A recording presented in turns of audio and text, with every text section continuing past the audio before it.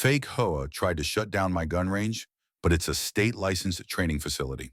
You'd think a large metal sign reading State-Licensed Firearms Training Center, Outh 17B29 would be enough to keep fake authority away. But Karen Holloway and her fake HOA patrol didn't care much for facts. They only cared about control. That became clear the morning she tried to shut us down in front of 30 recruits and 4 veterans in wheelchairs. My name's Elijah Macklin. I'm a 41-year-old Army veteran and certified tactical instructor. After retiring from service, I opened Macklin Defense Academy on a 5-acre plot in Valley Creek, just outside the HOA-controlled subdivision of Ridgepoint Estates. We don't teach gun nuts. We train teachers, security teams, single mothers, and veterans with PTSD. My staff includes a former FBI instructor and a Marine who lost his leg overseas. We run safety drills, not militias. We're licensed by the state, insured, monitored, every round tracked. None of that mattered to Karen.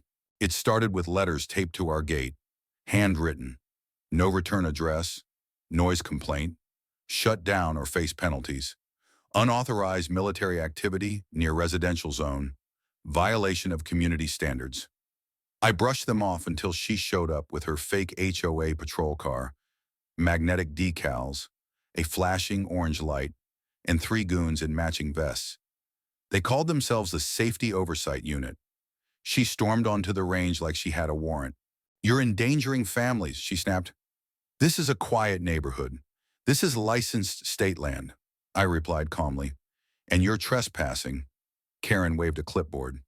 "According to the Ridgepoint Civic Compact, that compact's not legally recognized." I cut in.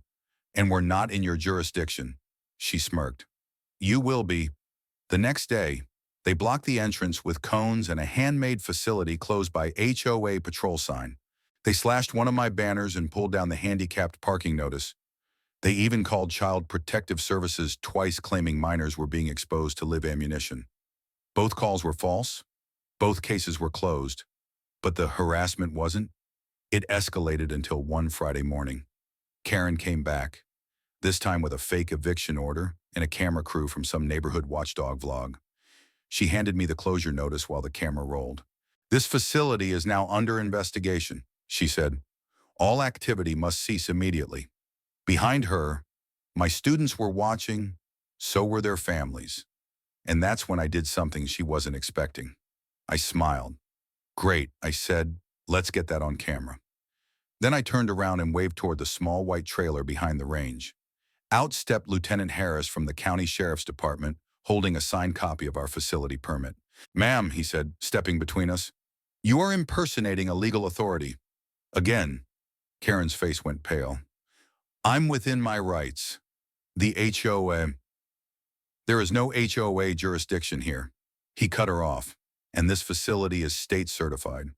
You've tampered with signage, destroyed property, and obstructed a legal business." The vlog guy slowly lowered his camera. My staff began recording. Karen didn't just back down, she ran, but we didn't let it end there. Over the next 2 weeks, I worked with Lieutenant Harris and a civil attorney. We compiled footage, audio, screenshots, and statements from students.